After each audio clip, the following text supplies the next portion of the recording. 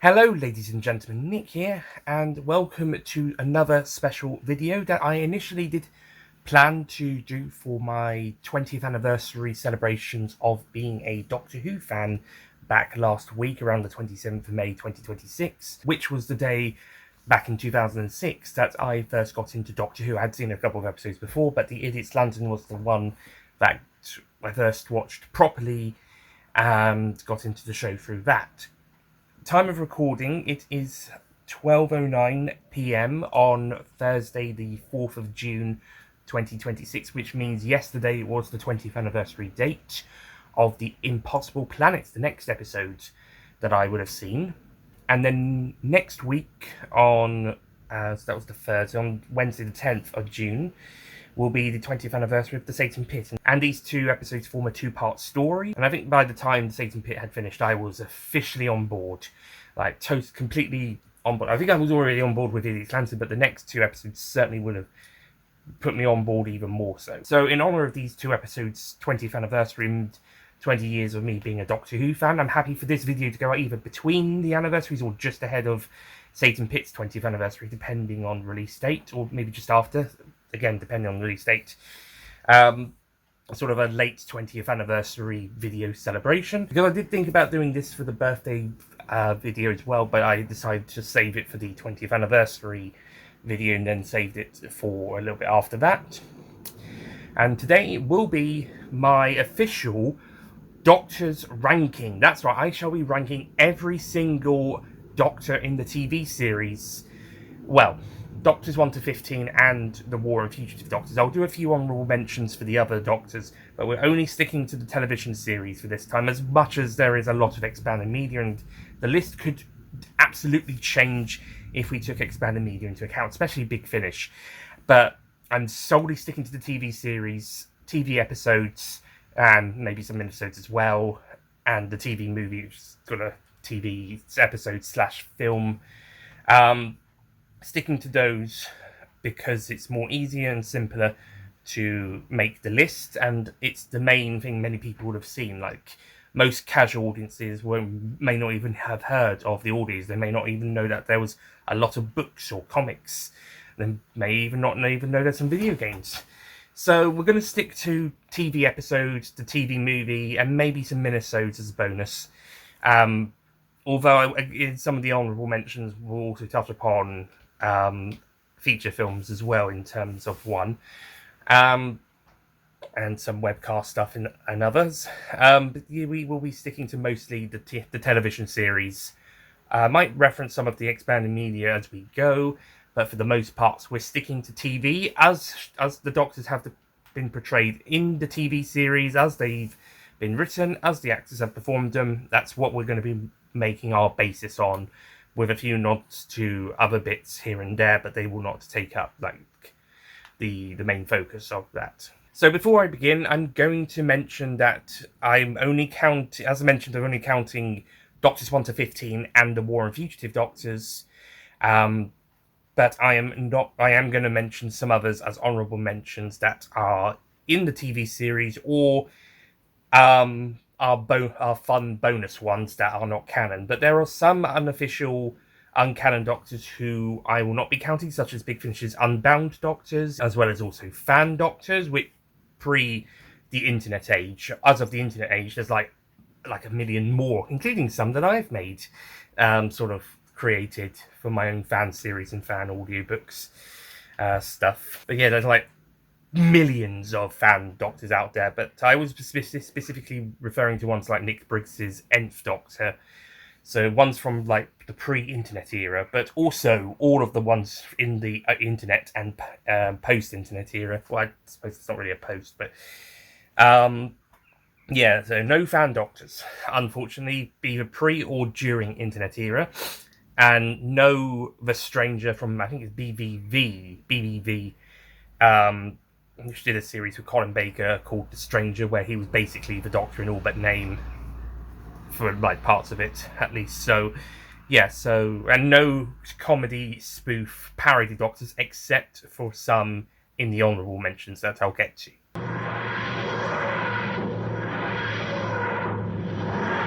Honourable mentions. So for the honourable mentions, those will be the Peter Cushing movie Doctor, who is not a Time Lord, he is a human called Doctor Who.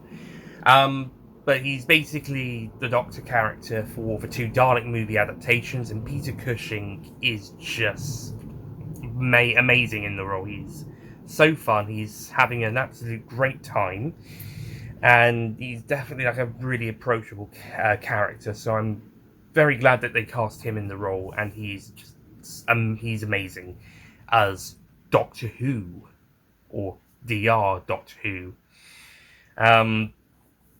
Yeah, he's great. It's a shame we can't get these two films into canon in some sort of way, like say the actual Doctor meets Susan or something, or even having a crossover, but which won't be possible now. But it was absolutely great to have Peter Cushing in these two magnificent movies based on the first two Dalek stories. It's a shame they didn't make a third one. But I think we should be very happy and very lucky with what we've got with these movies, which, by the way, I've just remembered, will be celebrating their 60th anniversaries. Well, one of the first one last year, and this second one this year in the respective summers. I think it's July or early. I think it was August for the first one, and July for the second one. Yeah, I'll have to check about that. But yeah, they're absolutely amazing films. Also, the Dalek Mania documentary would be about 30 years old as of last year as well. Going to the actual Time Lord, the Doctor, we have 5 very notable special incarnations who are not officially canon to the TV series, but I wanted to give a shout out to those being the Fatal Death Doctors. The 5 Doctors from the Curse of the Fatal Death, which I have done a ranking on the 5 themselves in a video on my retro channel after I reviewed the Curse of the Fatal Death, so do go check that out for my official ranking of those 5. But suffice to say, in a quick fire round, Rowan Atkinson would be an absolutely perfect Doctor. I think making his Doctor like Blackadder, but much nicer, and even having a romantic side of him that future character at the time, Johnny English, would go on to have. Well, he did play Johnny English in some adverts before this, but this is before the films. So he definitely channels Blackadder and Johnny English into this role. Not so much Mr. Bean, although there is a couple of funny, silly bits that maybe you could say is Mr. Bean coded. And of course, channeling the Doctor himself. So Rowan Atkinson, if he was the official 9th Doctor in 1999, absolutely perfect. Richard E. Grant as the by the way, the other Doctors beside Atkinson have their own names. Atkinson I'm going to call the Prime Doctor, as in primary Doctor of this story, the primary Fatal Death Doctor, so he's the Prime Doctor for Curse of the Fatal Death. Richard E. Grant is known as the Very Handsome Doctor. We've got a handsome Doctor later up on the list. Richard E. Grant's Doctor, he's much more full of himself and very more cocky, so forth. I think he does a good job here, but I think he's better as the Schalke Doctor, who I'm also going to mention in these honourables. Then we've got Jim Broadbent, who does a decent job. He's a great actor, but he does a decent job as the shy Doctor, who's a much more shy and not so confrontational, and he certainly plays the character a bit more like a wimp. Again, this is the joke, so this is nothing against Broadbent or Richard E. Grant. These are the jokes that the characters were written as. Suffice to say, I think I'm happy for them these two to be guest appearances rather than full-on incarnation 10 years Same can't be said for Hugh Grant, on the other hand, as the Handsome Doctor, who I definitely would have enjoyed having a tenure for. So, in terms of basing the incarnations off, would I like to have seen a tenure of them as the Doctor? Yes, Atkinson, and yes for Hugh Grant. Not so much for Richard E. Grant's very handsome Doctor, more on Sharp in a bit, or the Shy Doctor played by Brobrandt. But Hugh Grant, in his small appearance, and fun enough, he was a contender for being the ninth Doctor when the show came back, and I can totally see why, because he is great. He's definitely playing his more heartthrob-esque character persona, like he does in the rom-coms he did at the time, but he does it in such a charming way that it's hard to not be happy to see him in this role, even for only a minute or two. And yeah, he definitely would have been another what if tenure. So he's really good. And then we got Joanna Lumley as the female Doctor, and all the jokes around her are basically she's a woman. Yeah, this was 1999, and it's a parody. Well, not a parody, but it's a spoof. It's a comedy love letter to the series. But yeah, it's also Stephen Moffat writing. So the jokes are she's a woman, she's got breasts, and she falls in love with the Master, and the Master falls in love with her. That's and the Sonic Screwdriver joke. This somehow got a PG, by the way. This comedy skit. Well, not a skit. It's 20 minutes, but these episodes they're rated PG, despite certain innuendos and gags that Stephen Moffat has also become fairly known for with his more overt actually. It's more overt here. But yeah, that's the joke. That being said, Lumley does a great role of being a really fun, charming Doctor, even if what she's written is mostly the Doctor's a woman now jokes, which I'm glad they didn't do when Jodie Whittaker took on the role as the first official female Doctor when we got to that in 2017. /18, 17 for the post regeneration scene, 18 for the first proper episode. So I'm glad they didn't do that, but then again, that was Chris Chibnall writing, so but in any case, the female Doctor, despite the Moffat sex jokes, it's still a fun incarnation in her few minutes of screen time. For my official ranking and more thoughts about these 5 Doctors, do check out that ranking video on the Retro channel.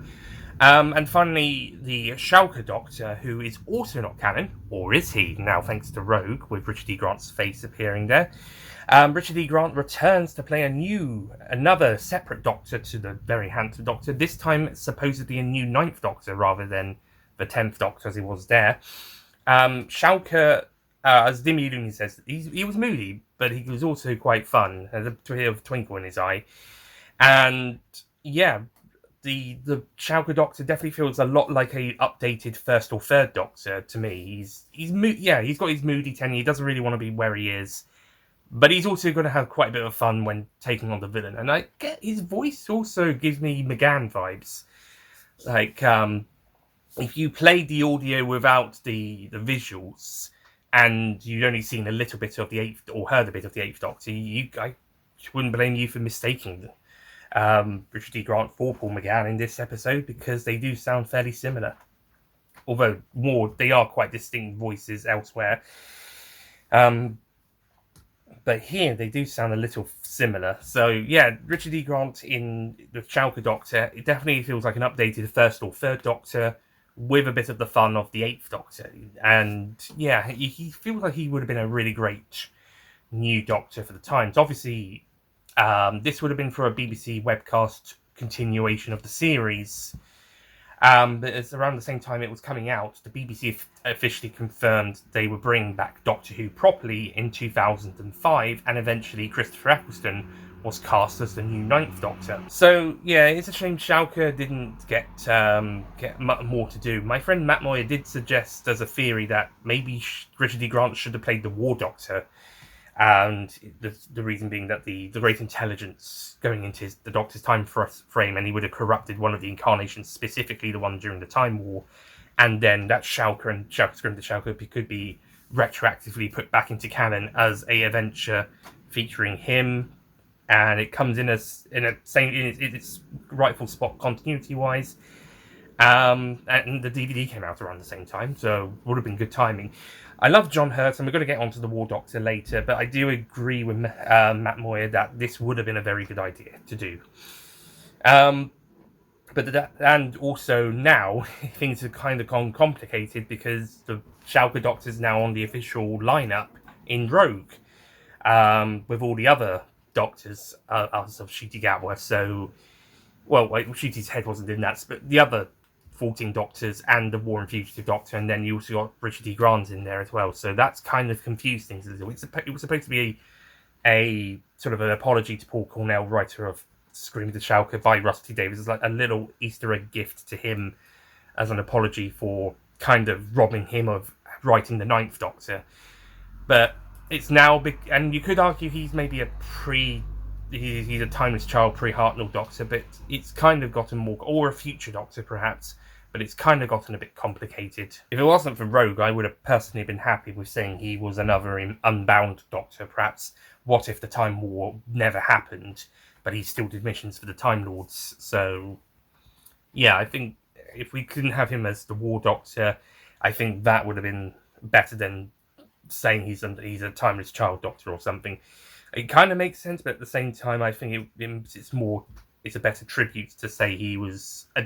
What if things went differently? Same with the Fatal Death Doctors. I'm going to do a few more honourable mentions before I get onto the list properly. So, firstly, these Doctors do appear in the TV series, but are not officially the Doctor, or they're like splinters or such.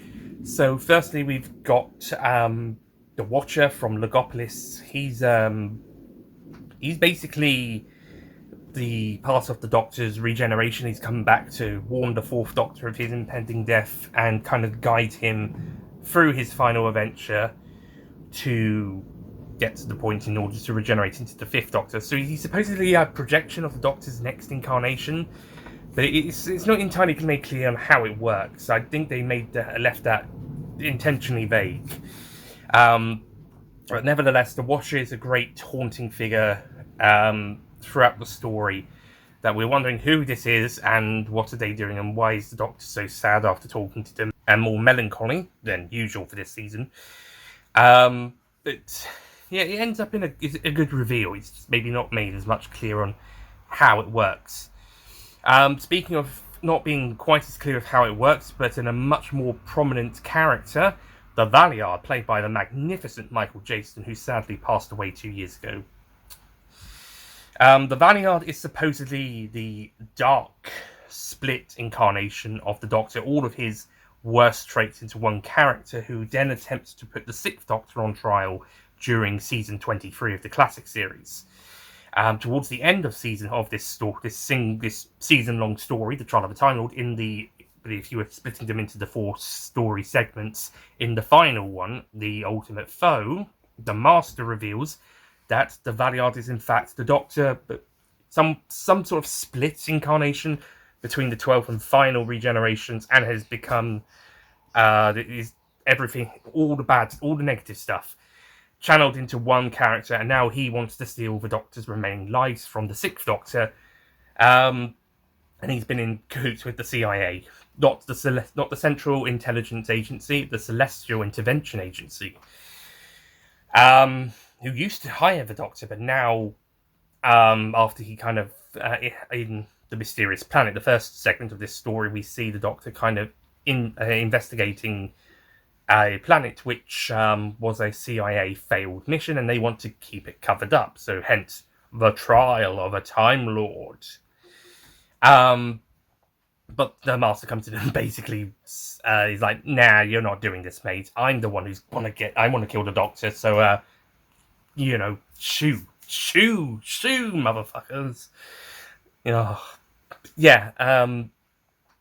And it's not entirely made clear how the Valeyard was created.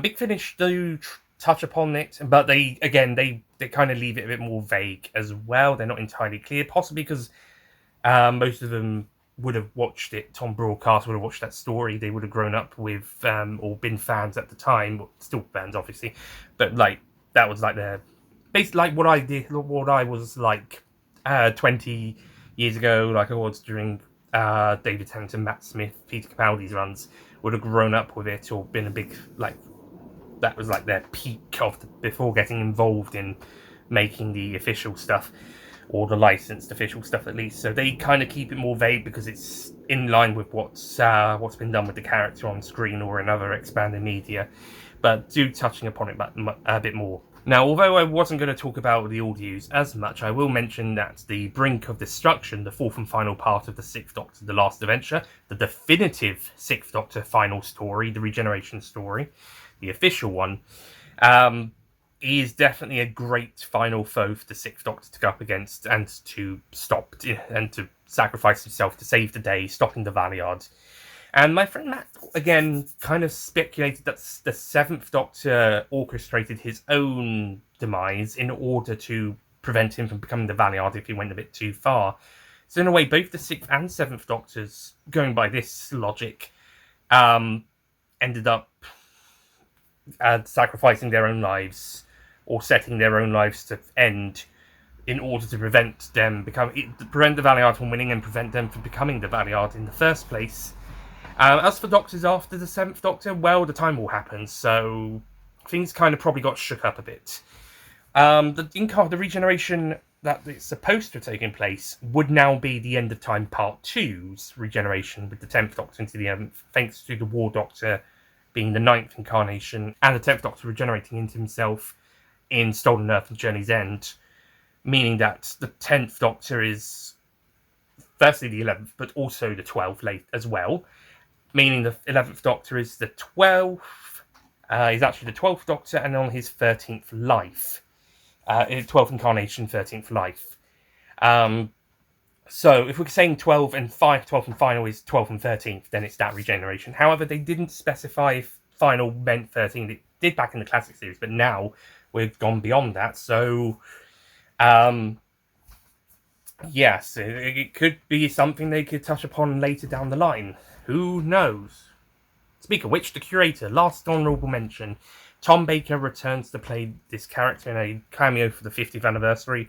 And whilst it would have been nice to see the Doctor talk to Ian Chesterton or Susan Foreman about whether what he did was right, as Stuart Hardy suggested, this appearance is a nice way to get Tom Baker into the anniversary special without him being the fourth Doctor. As amazing as that, even better that would have been, outside of the archive footage, of course, but how amazing that would have been. But yeah, Tom Baker does a magnificent return as the curator here. He is so absolutely marvellous and really great. So it's hard to not be very emotional when he's on screen, and it's very hard not to be very happy about this, like, or at least a happy, like, kind of happy sad, because it's a very emotional moment. I think Blurry Gold music is more to blame for that, but Tom Baker is still absolutely incredible. The curator is apparently is a incarnation of the Doctor further up the line and revisiting some old faces, which we see happen again with the 14th Doctor. But this is supposedly much far into the future, or perhaps maybe another split. Perhaps the Doctor's all good side, as opposed to the Valiards being the Doctor's all bad side. Who knows?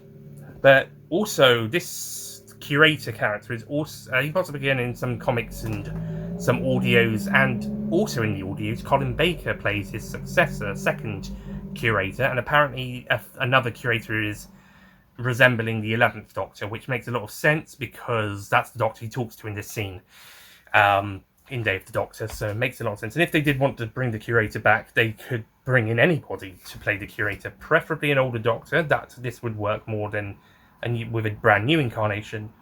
So maybe that's who Billy Piper's playing.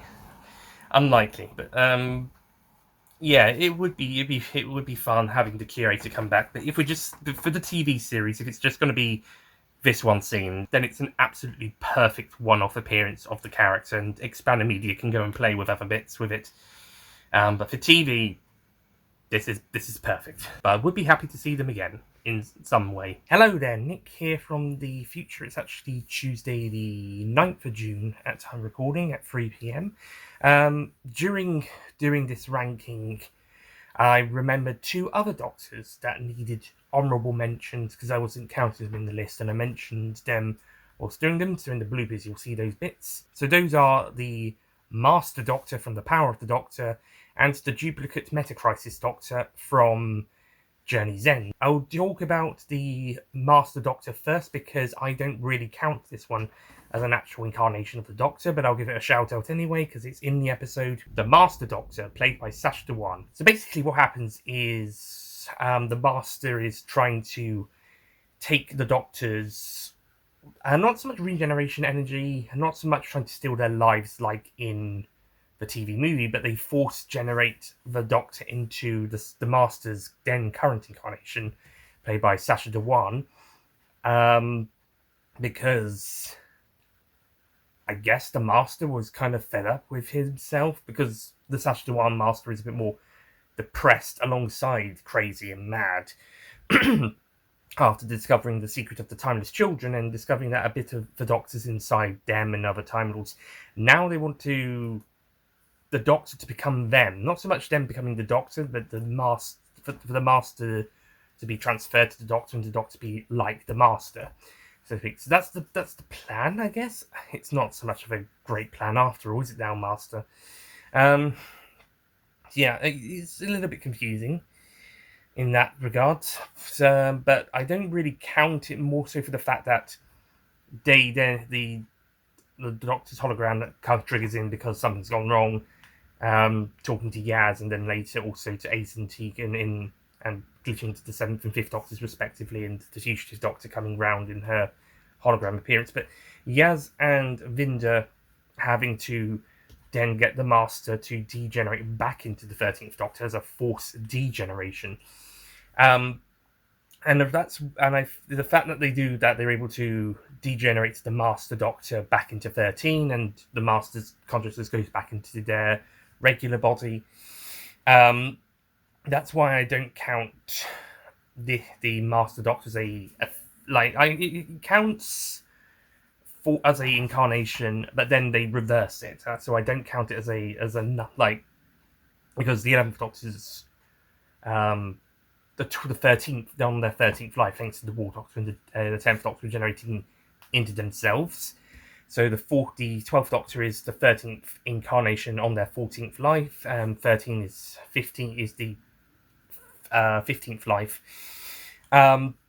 This would make Master Doctor the 16th life, and then back to 13 for the 17th life, which makes the 14th Doctor the 18th life. It's just getting confusing. And I suppose if you counted the Master Doctor, that's technically the 15th incarnation, so the 14th Doctor is the 16th Doctor. It gets a bit confusing. Actually, it would make 13 the 16th, and then it gets confusing after all. So to make it simpler, I'm just going to say that the degeneration, it basically, instead of going back to being 13, like say when 13 regenerates into 14 and she's regenerating into an older face, so it's David Tennant again, so that counts as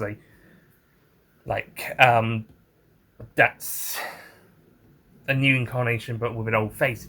In this case, they're not doing that. Master Doctor going back to being 13, but it's a new incarnation. For me, it's reversing it. It's like it doesn't count. It's not counting the Master Doctor does this, but then the force degeneration reverses that. So 13 is still the 15th incarnation, 14th incarnation, 15th life in the last part of the story after the degeneration scene and before regenerating into the 14th Doctor. It's the same as before, because they sort of, not so much time reversal, but they reversed it. So that's my take on it. But unless Chris Chibnall or Ross T. Davis or anybody else wants to make that officially canon, in which case, why? Because we've had so much of this regeneration. It was simple until 2013. Thank you, Stephen Moffat. I think the War Doctor was a simple inclusion, okay, but then the Time of the Doctor mentioned the Stolen Earth Journey's End regeneration counting, and then Timeless Children stuff, and it's just getting convoluted for no reason. So, for me, the Force degeneration does not just necessarily make the Master Doctor the 13th Doctor again. They are literally erasing that incarnation from being not so much from time, but they're erasing it from counting on the lineup, in so to speak. So it doesn't count as an incarnation of the Doctor. They go back to 13, who is the 14th incarnation and the 15th life, starting from the first Doctor, Diamond's Child, Fugitive Doctor, possibly Shulker Doctor as well. Now, aside, all that aside, starting from the first Doctor, 13 is the 15th life and the 14th incarnation. And yeah, to erase, so taking the Master Doctor, reversing that state as it is, and then the 14th Doctor is the 15th incarnation and the 16th life, rather than the 17th incarnation and the 18th life. If you know what I mean, because that would be what it would be if we counted the Master Doctor, and 13 would technically have 2 lives. Second one very short, in fact. 2 incarnations as well, come to think of it, a bit like 10, but with something in the middle.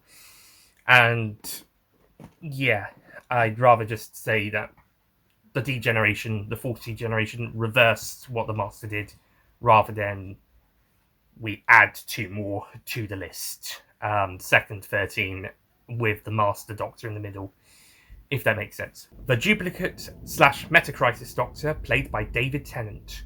And speaking of the Stolen Earth Journey's End and 10 regenerating into themselves, as part of that, afterwards, in Journey's End, Donna then touches the hand that the regeneration energy went into, the hand from the Christmas invasion that Captain Jack found and had during Torchwood Series 1, and then the Series 3 finale, and then the Doctor kept it after that throughout Series 4, and then that became a major component to this story, with Donna touching it and it growing into the duplicate Doctor, whilst also giving Donna the Metacrisis energy. I'm not going to count the Metacrisis Donna on this list as an honourable mention, because that's more Donna with the Doctor, parts of the Doctor included inside of her. Same with Rose Noble in the 60th.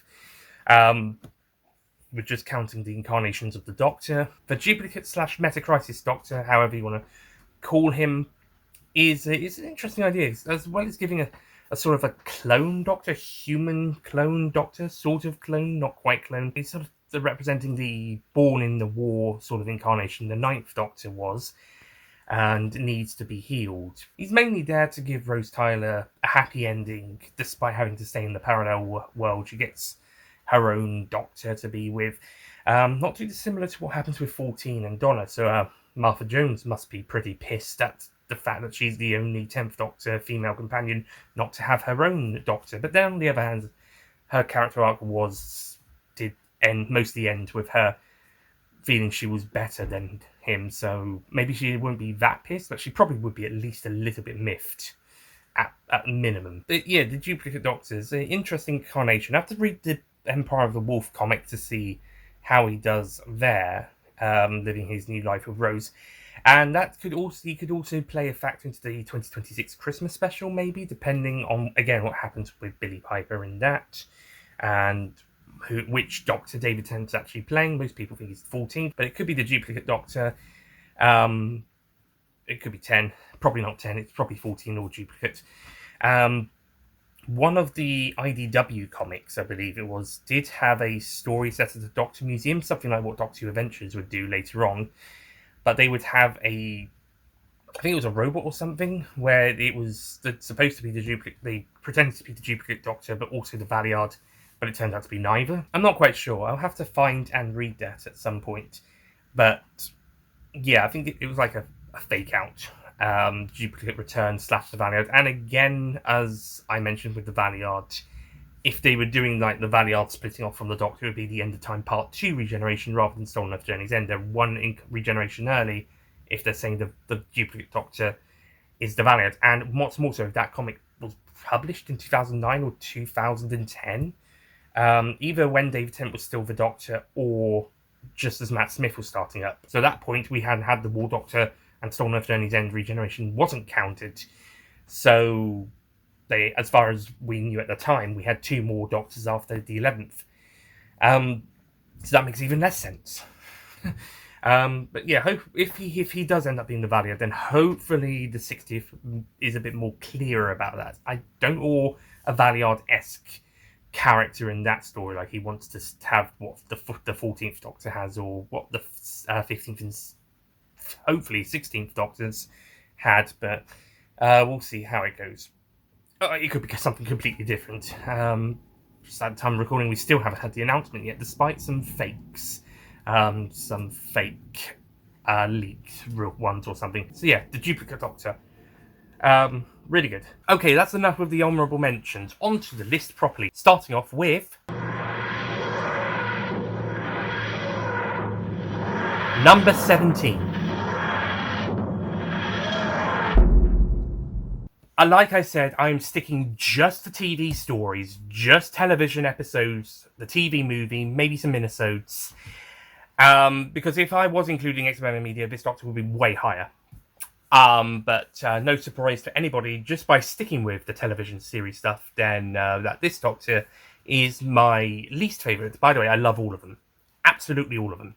So this is the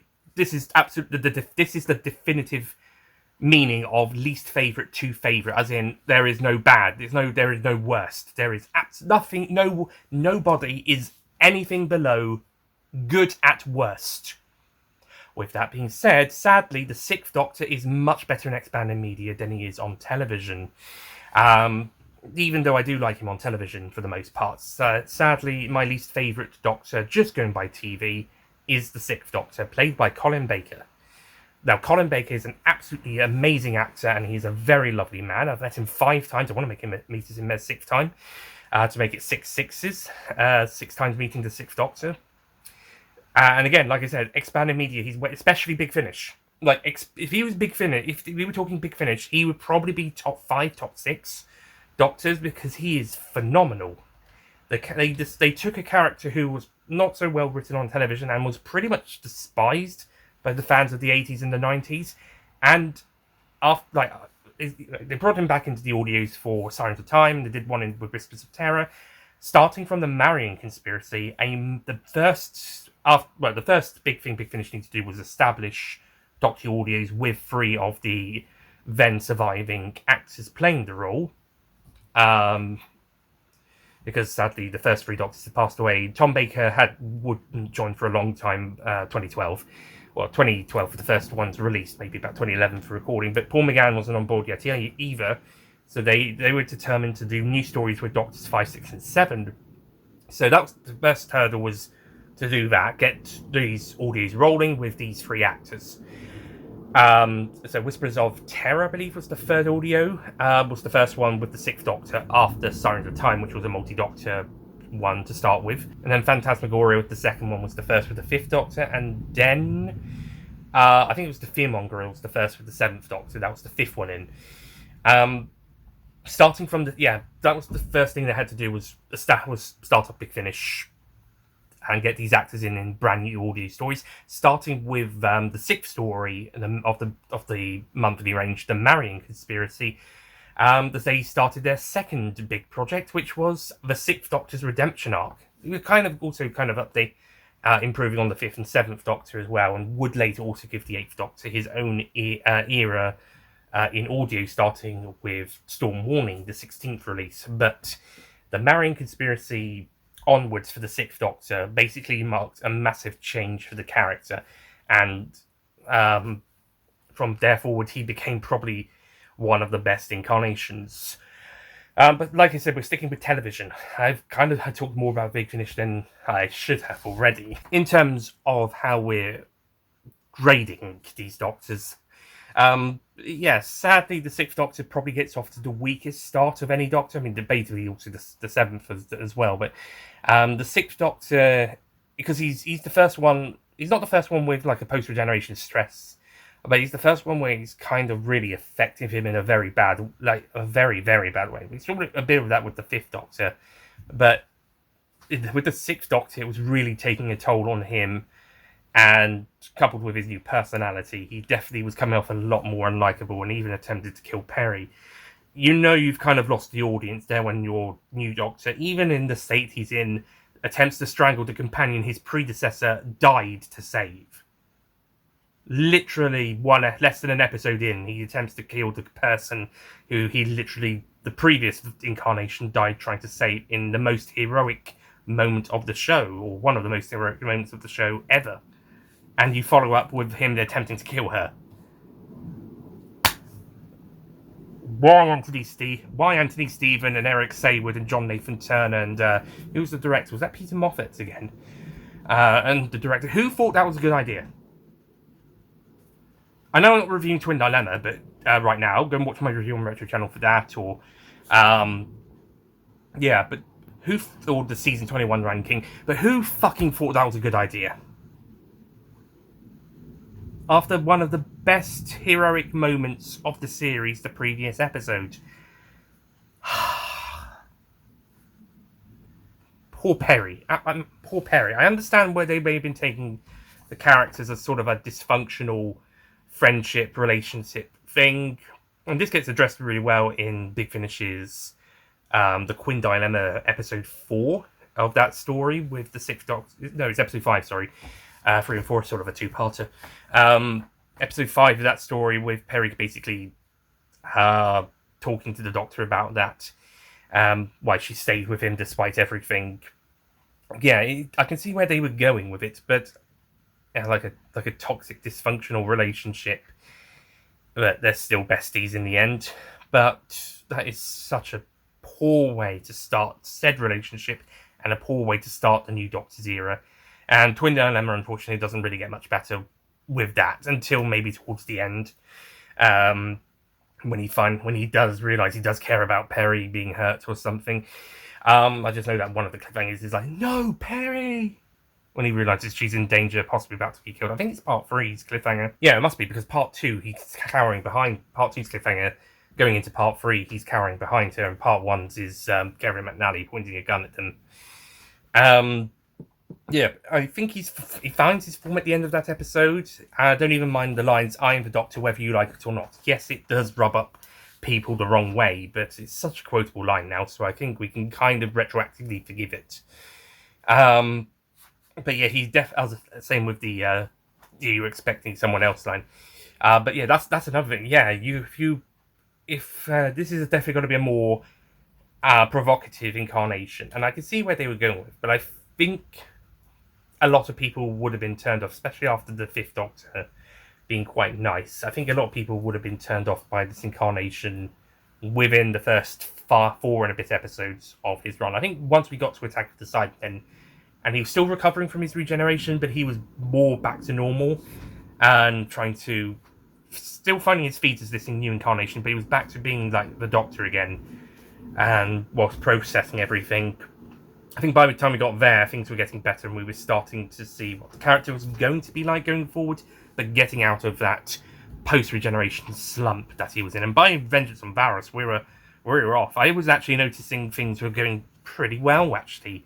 When I was watching the 6th Doctor stories in order for the reviews, I thought things were going pretty well with him and Perry. They were not arguing as much until Time Lash. Personalities were I wouldn't say complemented each other, but they were definitely not like at odds ends again. I think maybe the 6th Doctor's era gets a bit over exaggerated in some of its negative points. Obviously, not that there's no negative points. There's a reason it's got a bit of a reputation. But I think season 22 is a bit underrated, and I think people need to go back and have a proper look about what actually happens instead of just basing it on, oh, it's the Twin Dilemma, leftovers, and Time Lash. There's actually some great stuff here. Go back to Vengeance on Varos, go back to Mark of the Rani, go back to the 2 Doctors, 6th Doctor scenes. Actually has a very funny rapport with the 2nd Doctor, and go back to Revelation of the Daleks. Go back to those stories, even Attack of the Cybermen, where he's still got a bit of a post-regeneration slump. But, go back to those stories. The only one I'd say don't bother going back to is Time Lash, because that one does have the 6th Doctor's personality in, what? It's gone. It's like you go several steps forward, and it goes back a couple of steps, and then Revelation has to jump forward a little bit.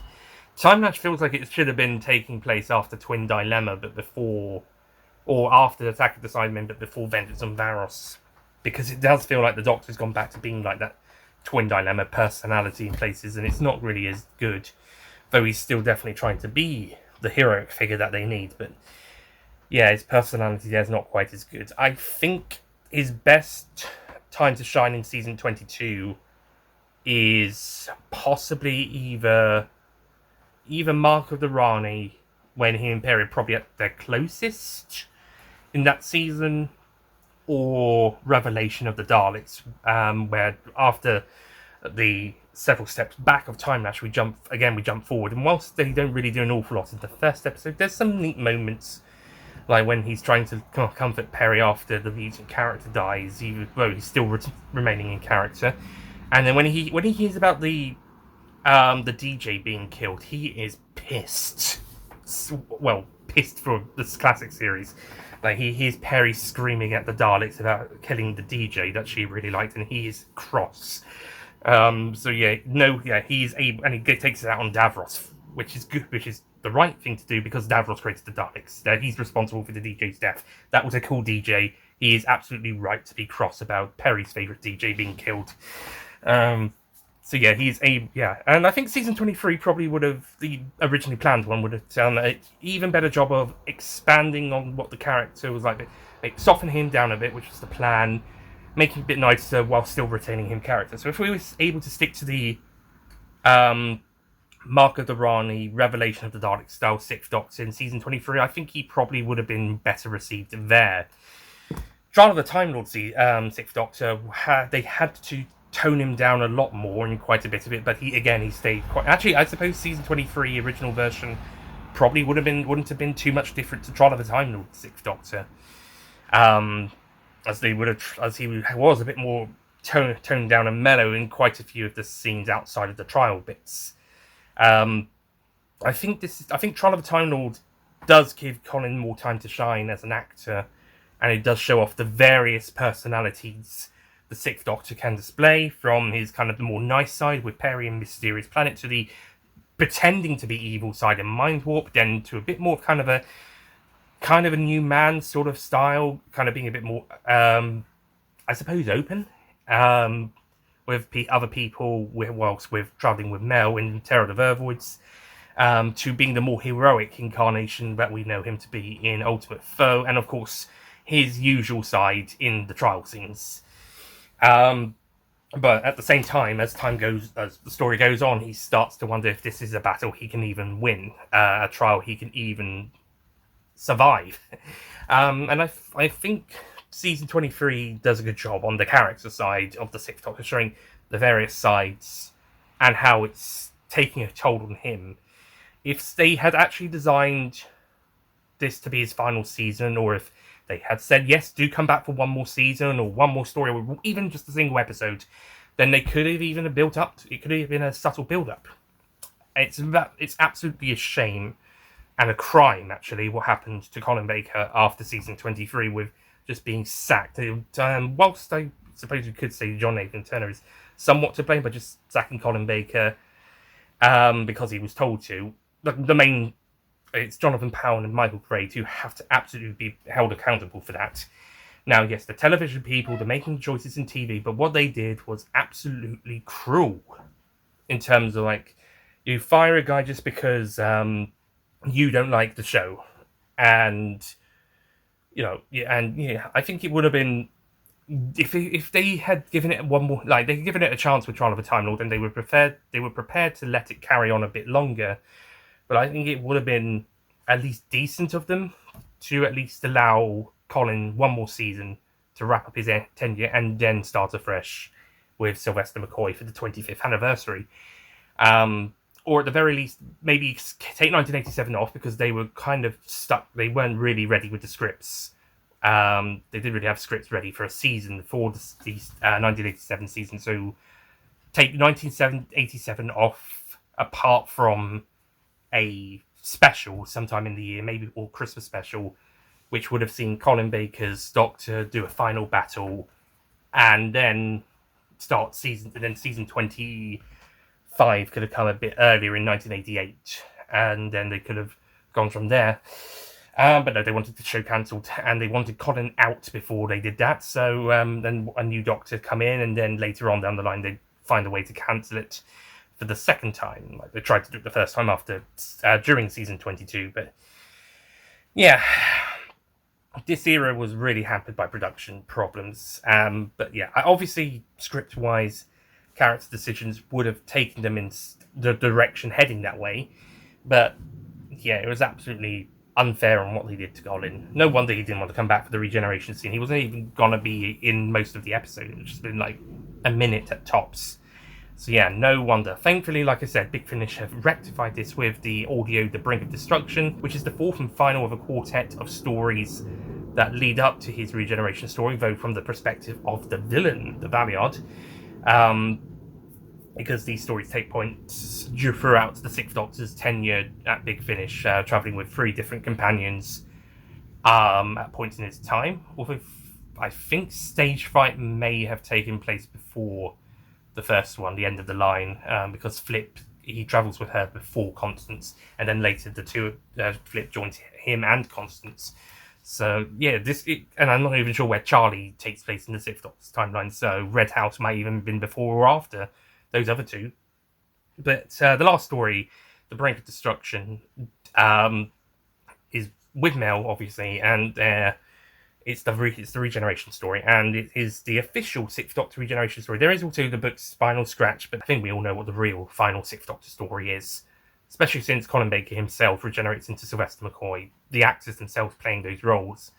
So making it a bit more official. Now all we need is it to be animated. The closest we've got is fan animations, but now we just need the whole story animated. Oh, and before I finish, the coat. Yes, objectively, it's probably the worst costume, or at least the worst main costume. I mean, you could debate in alternate costumes, individual alternate costumes. In terms of the main costume, yes, but at the same time, I kind of like it as well. It's so garish and jarring that you can't help but kind of like it. At the very least, the coat, if it wasn't so patchworky, I think a red coat would still have worked, and maybe the other colour outfit probably wouldn't have been. Maybe wouldn't have been as bad, but certainly might have. Maybe if they were a bit more tasteful and you kept the red coat, it probably would have looked even better. The blue coat also looked pretty good as well, by the way. The blue outfit's introduced in real time, the webcast, and then later also used on Big Finish covers. It's a good alternative. The blue and whites. But yeah, but like I said, I've kind of come to terms with the Sixth Doctor's outfit and kind of like it, even if it's objectively the weakest main outfit. In terms of all outfits, it's up for debate. Number 16.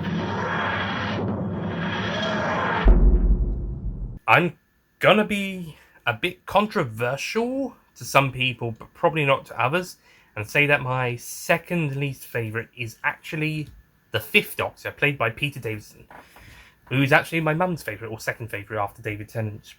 But this is again, nothing against the character or Peter Davison, the actor, but if I was comparing every single one and just sticking to TV, unfortunately, the Fifth Doctor comes second to last. And if I was counting expanded media, I think he probably would still be one of the lower ranked ones, because even though he's better on Big Finish as well, not as much as 6, 7, and I was going to say and 8, but 8 he had his actual 10. Not as good much as 6 and 7.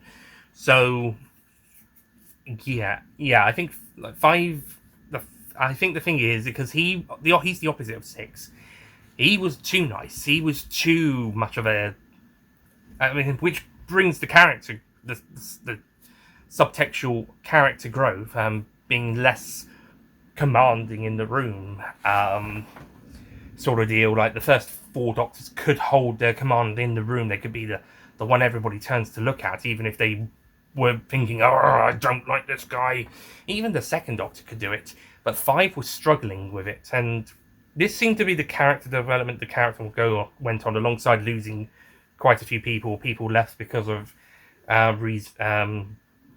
more distressing reasons. Like he lost Adric, Nyssa left to look after a leper colony, Tegan left the second time after things stopped being fun, Turner had to go home to help look after his people, and Chameleon he had to kill. He had to destroy chameleons so he wouldn't be affected by the Master. And there was a lot of death and destruction in this era, especially in Warriors of the Deep and Resurrection of the Daleks. It was a good character arc. It was probably a bit too subtle. I think it's more obvious when you get to Caves of Androzani, of course. What's the point of this? What they were trying to do? But again, I think it was probably a little less noticeable. I do find him quite fun in quite a few places, and he is again really great and is able to hold his own at some points. I think they do a good job with this character arc and the journey, but again, it is very subtle compared to, say, something like the 12th Doctor's arc later on down the line. I think season 21 was where things kind of got a bit more oomphed up, because season 19 was the first one. They're still just getting started. Season 20, there was a bit of a lull in that sense as well. The season 20 is a bit of a lull, apart from Enlightenment, of course. For the most parts, and Five Doctors is of course the anniversary fun fest. He's really good in that, by the way. He's you would not prefer to watch John Pertwee or Patrick Troughton or Richard Herndale playing the first Doctor, and that's more than Peter Davis, and you are happy to watch all of them equally. You're happy to watch all four of them doing their own thing or interacting with each other. So yeah, it's and season 21, I think he is at his absolute best, especially Caves of Androzani, where he basically is he does have that, as I was talking about earlier. He gets probably the most heroic moments of any Doctor, ever. That's one of the reasons why that story is so popular, and probably one of the reasons why Twin Dynamo is so hated is because of what I mentioned earlier about the whole Perry strangling thing. You go from this to this like that, and one of the main reasons is because you got this Doctor saving his companion at the expense of his own life, and then the next Doctor starts off trying to kill her. As I mentioned earlier, that was such a bad move.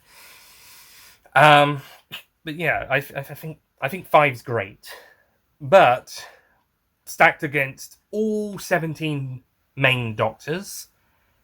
Even if taking expanded media into account, sadly, I think he would still be one of the lower ranking ones for me. Certainly, if I was taking the expanded media into account, he'd probably be the lowest ranking classic Doctor.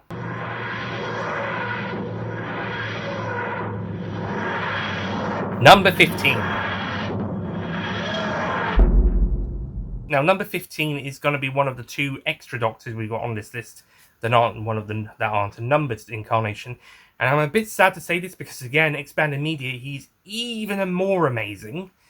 But unfortunately, we're just going by TV, so we've got to count with and this time it's not because he was not as well written, it's more the fact we didn't really get as much time with him. And that is the War Doctor, played by John Hurt, and also Jonathan Carley in the Big Finish audios from 2021.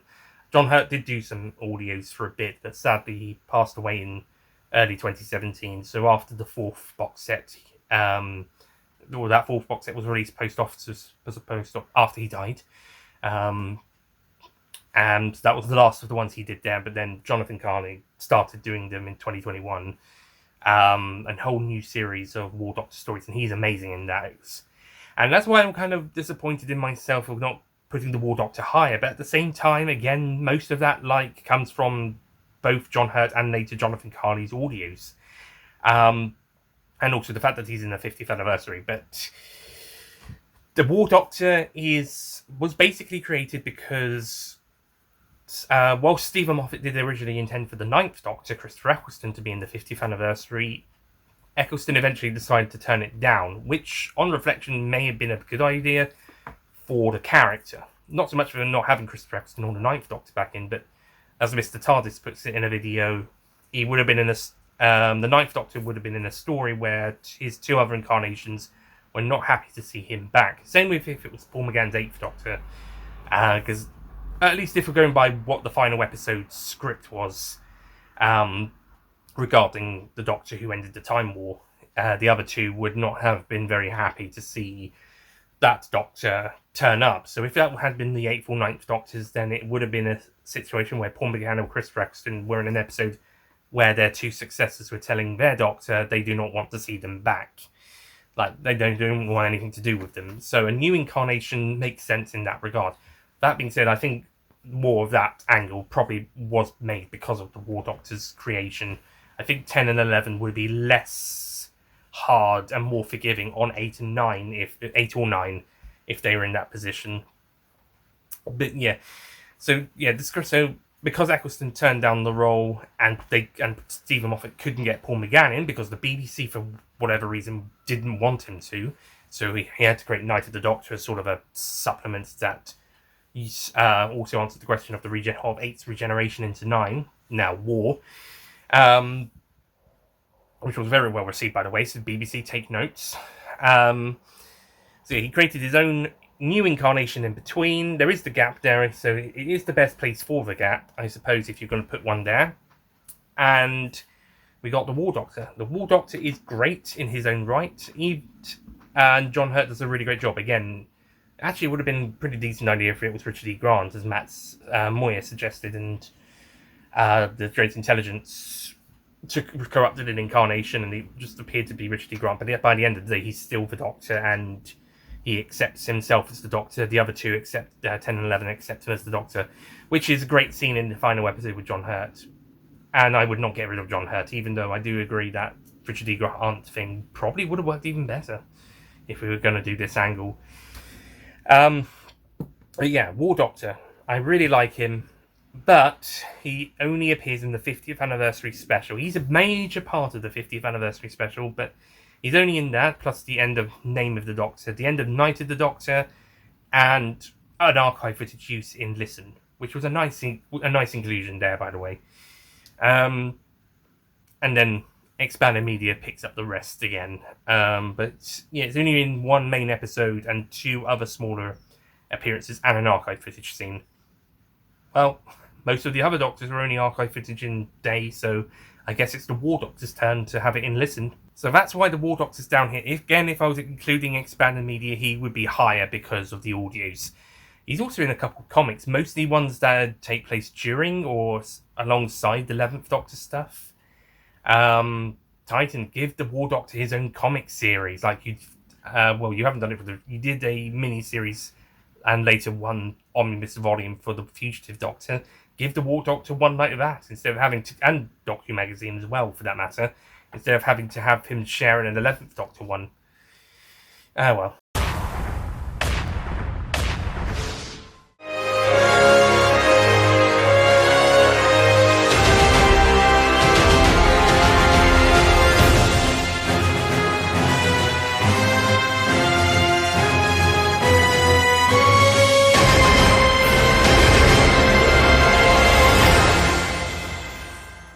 Don't forget to click below to subscribe to the official Nicholas Payne YouTube channel.